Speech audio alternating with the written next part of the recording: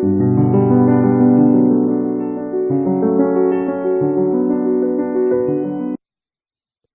us now discuss an example of risk response planning.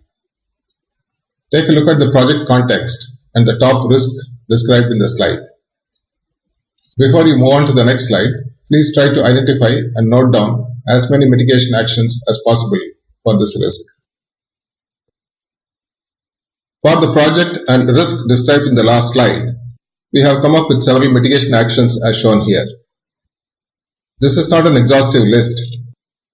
You may have come up with some more. Let us take a look at the first one. Your mitigation action is to get the customer to ratify your design. What does this action achieve? It reduces the probability of any serious misinterpretation of requirements on your part. There may still be some misinterpretation, but they are not likely to be serious. Therefore, the impact, say rework at a later stage, is also reduced. However, there is a cost associated with this option. The cost is the customer's review effort for ratifying the design. So there is a benefit in terms of reduced risk probability and impact, and there is a cost. Likewise, let us examine the second mitigation action. Several incremental deliveries are useful because you get frequent and early feedback on your work. This results in lower risk impact because when you get earlier feedback, you can fix issues earlier in the project. This is always cheaper than fixing towards the end of the project. So the potential risk impact is reduced compared to, say, the option of making one final delivery. That is the benefit. However, making several deliveries pushes up the cost. So as in the previous case, you have to consider the cost of mitigation action and the benefit from it. A similar analysis can be made for the next three actions as well. You can do that as an exercise and see for yourself the cost benefit in each case. Usually assessing cost is easy enough. The benefit, that is reduction in risk probability or risk impact, is not so easy to assess. A degree of judgment is involved. Once you have the costs and the benefits, you are in a position to choose one or more of the possible mitigation actions. This is done by using a measure called risk reduction leverage. We will describe it in the next slide. If you have many mitigation options for a risk, how do you go about choosing one or more of them? You can do so by using what is called risk reduction leverage. Risk reduction leverage enables us to assess the cost benefit of various possible mitigation options and decide which ones to implement. Risk reduction leverage is a ratio.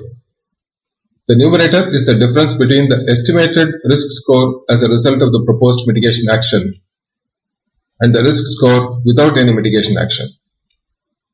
This will be a negative number.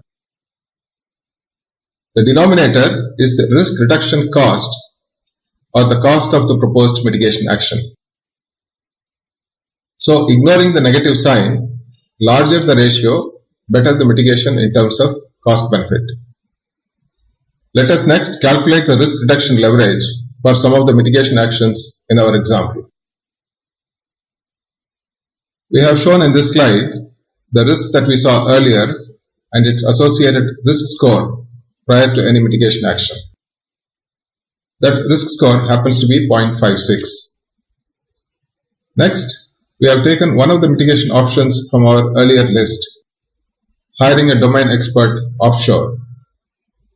As a consequence of this action, the new risk probability is estimated to reduce from 0.7 to 0.3.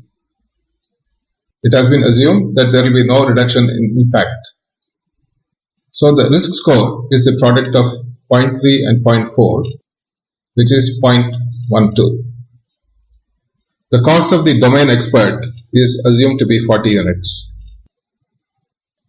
Similarly, for mitigation actions number 2 and number 3, we have assessed the expected reduction in risk scores and costs of mitigation. With this information, we can compare the three mitigation options in terms of risk reduction leverage. Please take a few moments to look at the calculations of risk reduction leverage for the three mitigation actions. As we said earlier, the most desirable mitigation action is the one in which the reduction in risk score is the highest per unit of cost. Ignoring the negative sign, higher the number, better the cost benefit. So the most desirable mitigation action is action number 2, which is to adopt incremental delivery. This is followed by action number 1, which is hiring a domain expert offshore. And then action number 3, which envisages shifting the complex modules of the project to be done on-site. Hope the concept of risk reduction leverage is clear. Take a look at the question in the last bullet and come up with an answer.